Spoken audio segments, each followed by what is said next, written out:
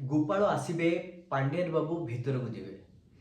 ମୁଖ୍ୟମନ୍ତ୍ରୀ ହେବା ପାଇଁ ଅନେକ ଚେଷ୍ଟା କରୁଥିଲେ ଏବଂ ତାଙ୍କୁ ଦ୍ୱିତୀୟ ମୁଖ୍ୟମନ୍ତ୍ରୀ ବୋଲି କୁହାଯାଏ ଓଡ଼ିଶାରେ। ସେଥିପାଇଁ ତାଙ୍କୁ ରାସ୍ତାରୁ ହଟେଇ ଦିଆଗଲା।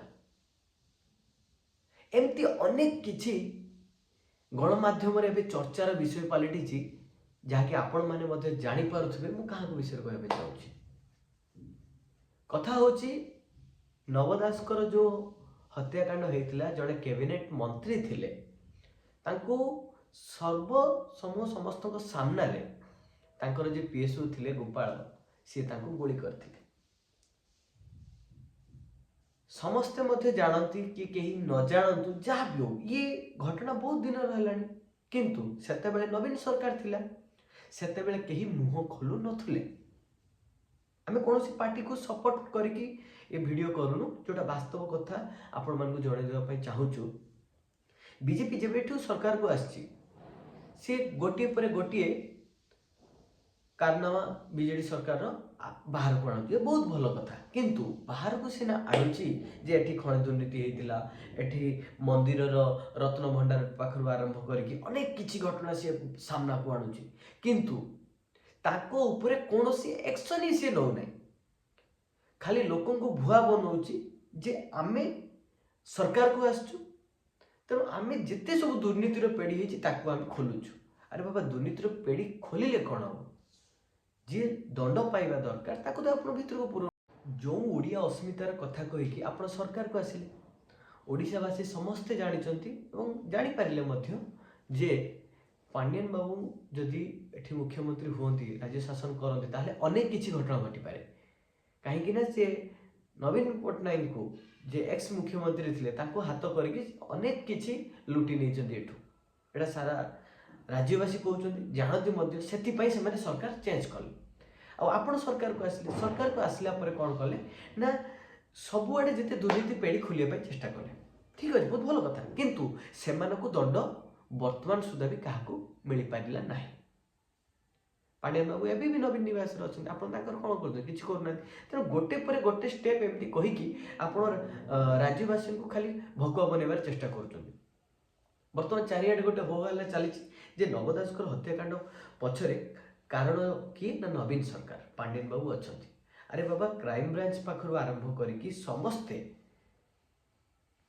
ଯେତେବେଳେ ପ୍ରମାଣ ମଧ୍ୟ କରୁଛନ୍ତି ଯେ ଏଟା ଗୋପାଳ ଦାସର ହିଁ ଭୁଲ, ତାର ମାନସିକତା ପ୍ରୋବ୍ଲେମ୍ ହଉ, ଯାହା ବି ହଉ, ସେ ସେଇଥିପାଇଁ ସେ ତାଙ୍କୁ ଗୁଳି କରିଛି।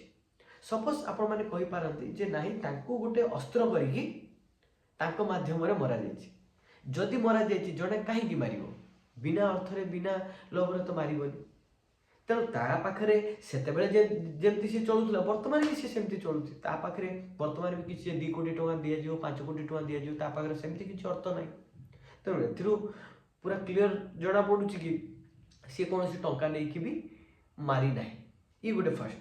ତାପରେ ବର୍ତ୍ତମାନ ଆଉ କିଛି ତଥ୍ୟ ଆସୁଛି ଯେ ସେତେବେଳେ ଯେଉଁ ଗୁଳି ମରା ଯାଇଥିଲା, ସେତେବେଳେ ଅନ୍ୟ କେତେଜଣ ବି ବାହାରୁ ବି ସୁଟ୍ କରୁଥିଲେ।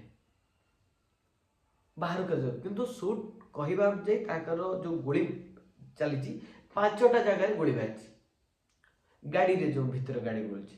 ତେଣୁ 5ଟା ସିନା ଗୁଳି ବାଜିଛି, କିନ୍ତୁ ବୁଲେଟ୍ କେତେଟା ଯାଇଛି ତାକୁ ପ୍ରପର ଇନଭେଷ୍ଟିଗେସନ୍ ନ କରିକି ଗଣମାଧ୍ୟମରେ ଗୋଟେ ହୋ ହଲ୍ଲା କରିବା ଗୋଟେ ଆରମ୍ଭ ହୋଇଯାଇଛି। ବିଶେଷ କରି ମୁଁ ସେଇ ଗଣମାଧ୍ୟମମାନଙ୍କୁ କହିବା ପାଇଁ ଚାହିଁବି ଯେଉଁମାନେ ବିଜେଡି ସରକାର ଥିଲାବେଳେ ସେତେବେଳେ ତାଙ୍କର ଜୟ ଜୟକାର କରୁଥିଲେ, ସେତେବେଳେ ଏ ପ୍ରସଙ୍ଗ କିଛି ଉଠାଉନଥିଲେ କୌଣସି। ବର୍ତ୍ତମାନ ବିଜେପି ସରକାର ଆସିବା ପରେ ଯେଉଁ ଯେଉଁ ପ୍ରସଙ୍ଗକୁ ନେଇକି ଏମାନେ ଏତେ ହାଇଫର ହେଉଛନ୍ତି, ସେତେବେଳେ କେହି ବି କିଛି ଉଠାଉନଥିଲେ। କିନ୍ତୁ ଆଜି ଯେତେବେଳେ ସେ ସରକାରରୁ ହଟି ଯାଇଛି, ତେଣୁ ତାଙ୍କୁ ବଦନାମ କରିବା ପାଇଁ ଏମାନେ କ'ଣ କରୁଛନ୍ତି ନା ଏ ସରକାର ସହିତ ମିଶି ଯାଇଛନ୍ତି। ତେଣୁ ଏଠି ଗଣମାଧ୍ୟମ ନିରପେକ୍ଷତା ଭାବେ କେହି ବି ନାହାନ୍ତି। ଏଠି ମୁଁ କୌଣସି ସରକାରକୁ ଦୋଷ ଦେବିନି, କୌଣସି ସରକାରକୁ ଭଲ ମଧ୍ୟ କହିବିନି। କହିବାକୁ ଗଲେ ନବୀନ ସରକାର ବି କୌଣସି ଭଲ ନଥିଲେ, ନା ବର୍ତ୍ତମାନ ଯିଏ ସରକାର ଅଛି ସିଏ ବି କୌଣସି ଭଲ। ବର୍ତ୍ତମାନ ବି ସେ ସମୟ ଅଛି ସାଧାରଣ ଜନତାଙ୍କୁ ନ୍ୟାୟ ଦେବା। ଯଦି ବିଜେପି ସରକାର ପ୍ରକୃତରେ ଚାହୁଁଛନ୍ତି ଯେ ତାଙ୍କର ଦୁର୍ନୀତି ପେଡ଼ିକୁ ଖୋଲିବା ପାଇଁ ଏବଂ ସାଧାରଣ ଜନତାଙ୍କୁ ନ୍ୟାୟ ଦେବା ପାଇଁ, ସିଏ ନବ ଦାସ ମନ୍ତ୍ରୀ ହୁଅନ୍ତୁ କି କେହି ବି ହୁଅନ୍ତୁ, ସିଏ କ'ଣ ପାଇଁ ବର୍ତ୍ତମାନ ସୁଦ୍ଧା ସିବିଆଇଙ୍କ କାହିଁକି ए केसटा को कहीं हस्तांतर करूना ये हूँ मूल कारण खाली प्रत्येक दिन निज मीडिया रे हाउलिंग होची गोटे पर गोटे कहानी ताकू एमाने भावुचंती एमती हाउलिंग करने द्वारा साधारण जनता केवल जो विरोधी पार्टी अच्छी नवीन बाबू बीजेडी पार्टी अच्छी ताऊपर खाली भायोलेंस हे आम पार्टी सहित जॉइंट हो चलिए किंतु आपण एटा बेसी दिन नुह आपण जो भावुचंती जे काम न करिकी आमे एमती खेल खेलिकी आमे पुणी भोट हाथई नबा यहाँ हूँ आपंकर थिंकिंग पूरा रंग जदि गणमाध्यम एत मात्रा प्रसारित होची एवं जो बीजेपी कर्मी माने अछंती सेमाने मध्य कहउचंती जे नवदास हत्या कारण पछरे नवीन सरकार कर हाथ अच्छे कह गले इनडायरेक्टली पांड्यान बाबू हाथ अच्छी बबी दास हाथ अच्छे एम हाथ अच्छी ताहले बर्तमान भी समय अच्छी से कौन घटी जाइए से कथा छाड़ू प्रमाण को हजई देवाई कोरोना टाइम थिला से सार्ट पोड़ी दिगला एमती अनेक किसी घटना अच्छी तेणु ताकू आप बाद दिंतु बर्तमान भी टाइम अच्छी आपण सीबीआई को केस हैंड ओवर कर दिंतु किंतु सरकार सेटा केबे करिवे नाही खाली एक प्रसंग नुहे एमती अनेक किसी प्रसंग अच्छी सरकार सबू जानती मोहन सरकार सबू जानती किंतु जमी कह राजनीति तार नीति किसी न थाए एमाने समस्ते मिसिकी चलुवे किंतु लोकों को देखापी दिज भितर बाड़े पिटा होते कि दुई जन भितर फंडिंग चलती सब किसी ठीक ठाक चलती तेणु जहाँ जना पड़ी एमती किसी अच्छी जहाँकि पांड्यान सहित बीजेपी गोटे भल लिंक अच्छी हुए तो सेटा ओडिशा रे न थाई पारे किंतु दिल्ली रे तांको सहित भल लिंक अच्छी कहवा गले हाथी मले लखे हाथी बंचिले लखे मझे शुणागला जे बीजेपी को सी हरवा एमती प्लान कर सी भी होता पारे जदि बीजेपी सपोज भी कथा राजी है हरई ताहले भी तार फायदा ताको ईडी धरबार नहीं किसी कर कहीं सेंट्रल तरफ सब किसी रहा तेनाली बीजेपी तरफ पूरा सपोर्ट रहा सी जिते भी मारिक खाई जहाँ भी कर धरवा नहीं सपोर्ट बीजेपी हारी जाई था बीजेडी जीति था ताहले भी तांकर फायदा होता बाय इलेक्शन लड़की सी मुख्यमंत्री होता से भी तांकर फायदा इलेक्शन बाय इलेक्शन लड़की सी मुख्यमंत्री होते एवं सपोर्ट करते नरेंद्र मोदी को बीजेपी को तेणु हाथी मल्ले लखे बंचिले लखे दी आड़ फायदा तांकर हुए तो यही कारण पारे कि सेंट्रल तरफ हो कि ऊपर ऑर्डर हो कहीं विदाउट ऑर्डर रे तो आम मोहन सरकार किसी भी करना कौन एक्शन नि जाऊ ना आउ रहा नवदास जो गुलिकांड हत्या से जो क्राइम ब्रांच जो रिपोर्ट भी जाइथिला से रिपोर्ट जो इन्वेस्टिगेशन पाई जाइथिला फॉरेंसिक रिपोर्ट पाई जाइथिला सी भी गुजरात जाइथिला से बीजेपी सरकार थिला तेणु से तो बीजेपी जहाँ भी अलग पार्टी से चाहिए विरोध में किसी कर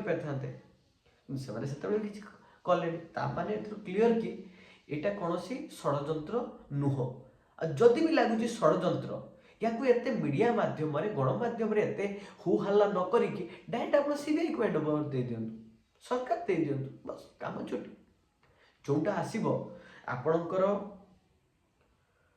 पुलिस मिछ हो पारे आपणकर क्राइम ब्रांच भी मिछ हो पारे किंतु सीबीआई तो सी कर पुणी सीबीआई भी आपण सरकार रे अच्छे सी तो सरकार नहीं आपण सरकार अच्छे आपण तो नेशनल पार्टी तेणु आपड़ जदि दिल्ली सीबीआई को आप हैंड ओवर करदे ताले इश्यू ही नहीं सर्वसाधारण समस्ते जापर जे यहाँ पथरे षड्यंत्र रही ना प्रकृत में गोपाल दास ताको मारी डालमा केते काला है सब किछि पूरा मिल जिवो किंतु सेमिति किछि न करिकी गणमाध्यम माध्यम ये गोटे प्रहसन चली या पर देखिए पुणी बाहर बबी दास ब्लैक रोज केस या पूर्व तो बल बल ढाबा केते कौन सब गलानी नुआ नुआ सब गोटे गोटे कनसेप्ट भारी भारी चली किंतु मोर साधारण जनता को कहबार चाहूँगी मु जे समस्ते ये जो राजनीति भितर पशिबा को चेष्टा करते आपड़ देखु आपण एरिया रे जहाँ को आप भोट देइचंती वर्तमान